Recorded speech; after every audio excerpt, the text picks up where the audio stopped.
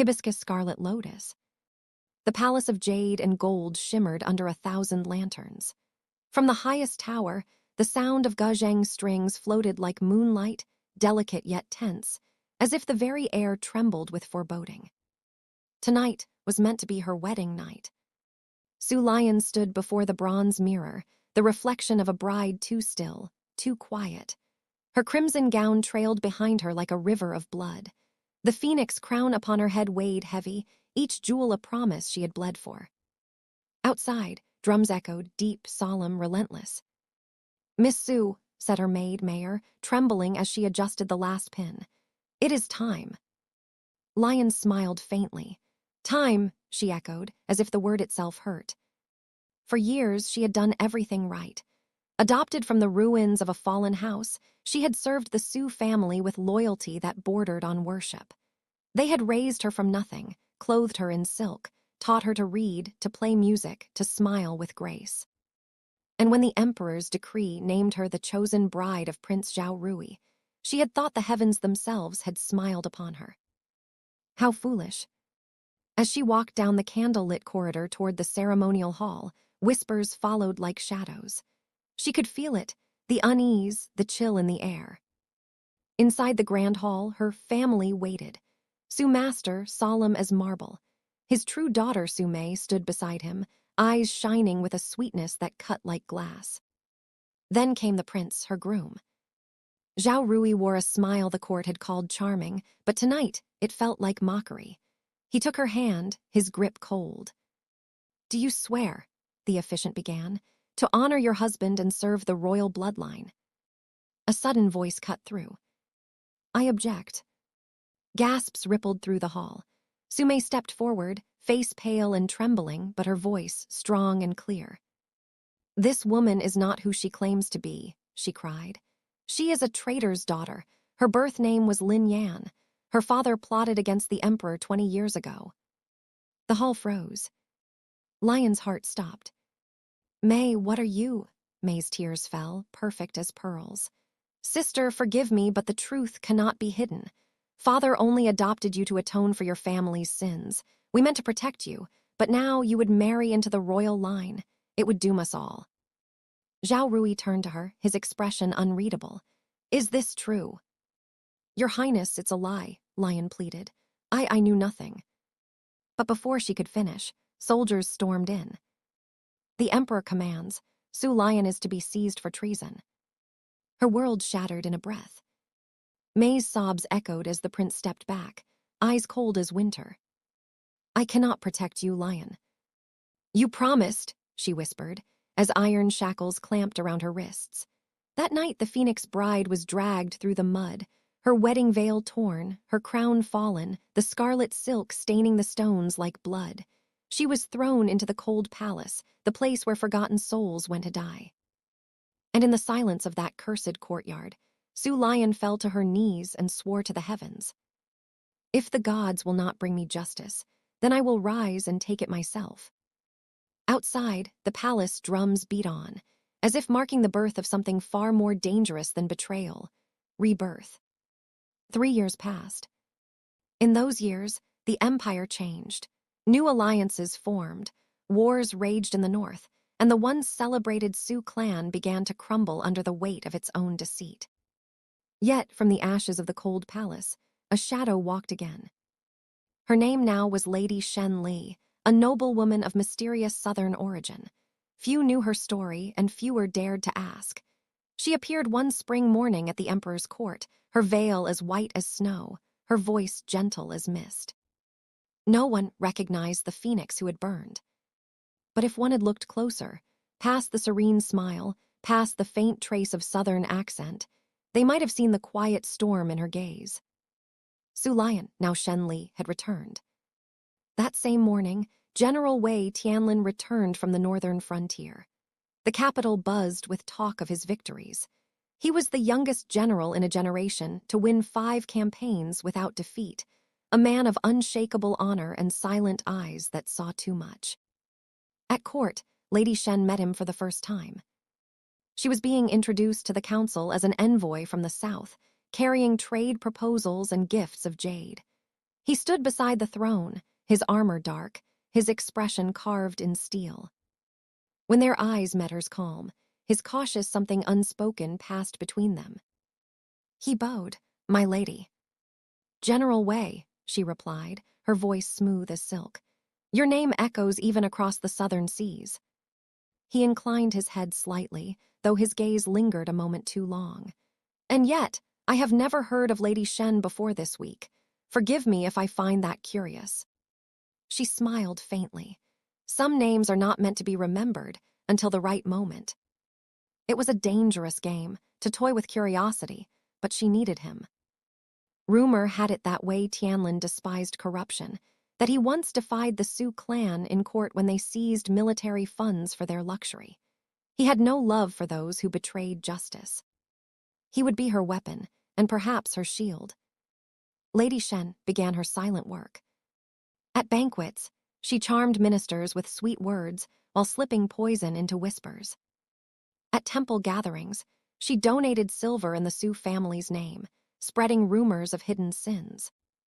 She met merchants, courtiers, servants, each encounter a carefully laid snare. Bit by bit, she pulled the threads that held the Su family's illusion together. The first to fall was Minister Liu, Su Master's old ally, exposed for embezzling funds. Then came Su Mei's fiancé, disgraced after a scandalous letter appeared, conveniently written in his own hand.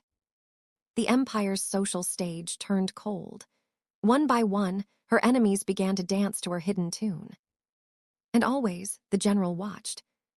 He saw her in the palace gardens, tending lotus flowers by the pond. He saw the sadness she carried like a shadow, and though he did not know her past, something about her pain called to him. One evening, as cherry blossoms drifted through the air, he approached her.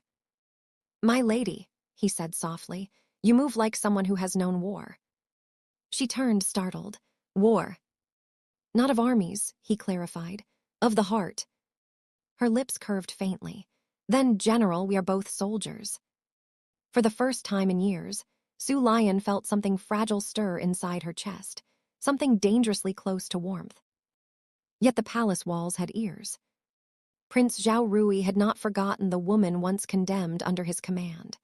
Her supposed death in the cold palace had been buried in silence, but sometimes, when he saw Lady Shen from afar, something familiar in her posture stirred his unease.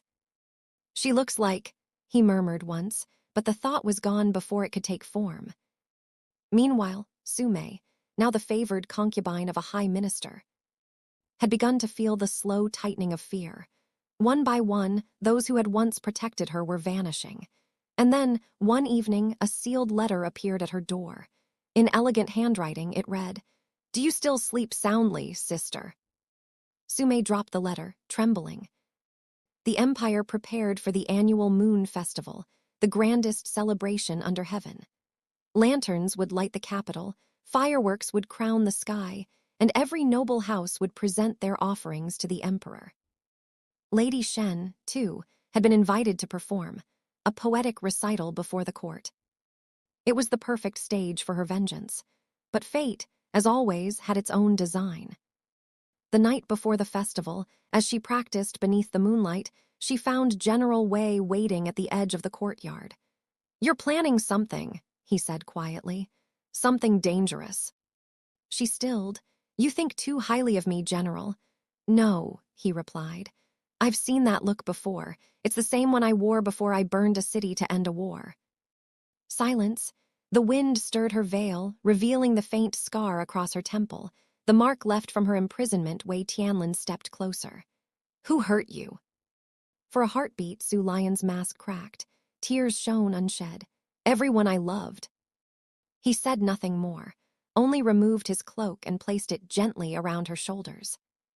"Then let me protect what remains." And for the first time in 3 years, she let someone's warmth reach her.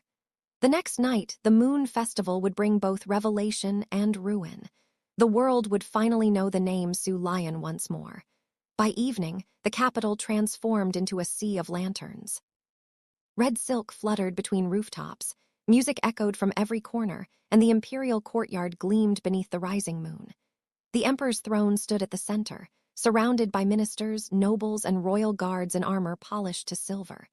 Lady Shen, once Su Lion, stood among them, cloaked in white. Her hands trembled only slightly as she held the jade scroll of her poem. "Tonight," she whispered to herself, "the moon will bear witness." When her name was called, she stepped onto the marble dais, her veil trailing behind like mist. The crowd fell silent. Even the emperor leaned forward. Her voice rang out, low, haunting, each word carrying the weight of a buried soul. "A lotus blooms in murky waters, unseen, unpraised, unblessed by light. But when the storm tears heaven apart, she rises from the bloodied tide." The poem was more than art, it was confession. Every syllable dripped with truth disguised as metaphor. The courtiers listened, spellbound, unaware of the trap hidden in her words. When she finished, applause filled the air. But before she could step down, a second voice spoke, cold, familiar. "Your Majesty," said Su Mei, stepping from the crowd in royal blue silk, "this woman has insulted the throne." The emperor frowned. "Explain yourself." Su Mei's eyes gleamed like daggers. "This so-called Lady Shen is no envoy. She is the criminal Su Lion who deceived the royal family 3 years ago." Gasps rippled through the court. For a moment, silence reigned. Then, calmly, Lady Shen removed her veil. The crowd froze, the same delicate face, the same phoenix eyes that once knelt before the prince in chains. But now there was fire behind them, a fire that could not be extinguished. "Yes," she said softly, "I am Su Lion." The emperor's expression darkened. "Impossible, you were declared dead." "So was the truth," she answered. Then, turning, she fixed her gaze on Su Mei. "Shall I tell them how you forged my confession, how you sold my dowry to buy your lover's silence, or how you fed lies to the prince so he would betray me?" Mei's composure cracked. "Lies she seeks to ruin me." "Then let the court judge," Su Lion said, producing a small jade pendant from her sleeve. "My mother's keepsake, the one you wore when you visited the cold palace the night before my death sentence was signed." A murmur swept through the nobles. Ministers leaned toward one another, whispering. Prince Zhao Rui rose, his face pale. "Enough! If she is truly Su Lion, she must explain why she lived and why she returned in disguise." Su Lion met his eyes. Once that gaze had been her world. Now it was nothing but a scar. "I lived because heaven was not finished with me," she said. "I returned because I wanted you to feel what it is to lose everything you hold dear." The prince staggered. "You used me." "No, your highness," she whispered. "You used me first." As chaos rippled through the hall, Su Mei lunged forward, shrieking. Guards intercepted her, but she snatched a hidden dagger from her sleeve, its blade glinting beneath the moonlight. "If I must fall, you will die with me." Time slowed. The dagger sliced through the air toward Su Lion's chest and was caught in a single, steady hand. General Wei Tianlin. He had appeared from the shadows, moving faster than thought, his sword drawn in one clean motion. The dagger clattered to the floor. "Enough blood has been spilled," he said, his voice like thunder. "The Empire has suffered from deceit long enough." Su Mei screamed as soldiers dragged her away. The emperor, shaken, called for order. Ministers began shouting, accusations, defenses, pleas for mercy. Through the storm, Su Lion felt her strength fading. Her knees weakened, she had held her fury too long. Wei Tianlin caught her before she fell. "It's over," he murmured. "You've won." But she shook her head weakly. "No, not yet." At dawn, the Su clan stood trial. The emperor, bound by evidence and confession, stripped them of title and land. Su Mei was exiled, her father imprisoned for corruption.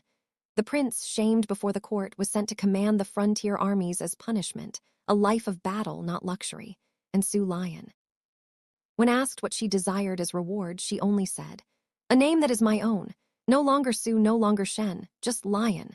The emperor granted it, but the pain of years did not vanish with justice. She felt hollow, as if revenge had left her heart an empty cup. Days later, under the fading lanterns of the capital, General Wei found her by the lotus pond where they had first spoken. The air was heavy with rain. The water rippled, carrying petals like drifting memories. "You should leave," he said quietly. "Start anew, far from these walls." She turned, her eyes softer now. "And what of you, General? Will you stay bound to a court that uses men like pawns?" He smiled faintly. "A soldier's duty ends when peace begins, but for me, peace has a name." She blinked, uncomprehending. "It's you, Lion." The rain fell harder then, soft, cleansing. He stepped closer, taking her hands, calloused fingers rough against her delicate skin. "When I first saw you, I saw a woman fighting ghosts, but I also saw the courage to live again. Let me be your future, not your weapon." Tears slipped down her cheeks, vanishing into the rain. And if my past returns to haunt me, then I'll face it beside you. For a moment, the world stood still. The moon broke through the clouds, lighting the pond in silver. Beneath it, a single lotus bloomed, late, defiant, beautiful. Years later, travelers in the southern provinces spoke of a small manor by a lotus lake. A woman lived there, gentle and wise, her husband a retired general who taught children the art of the sword. Every spring, lotus flowers covered the water, their petals glowing under the sun. Locals said the lady prayed to them each dawn, whispering a name the wind carried away, a name once cursed, now reborn. And in the quiet, the woman smiled, for she had learned that revenge could end a story. But love could begin one anew.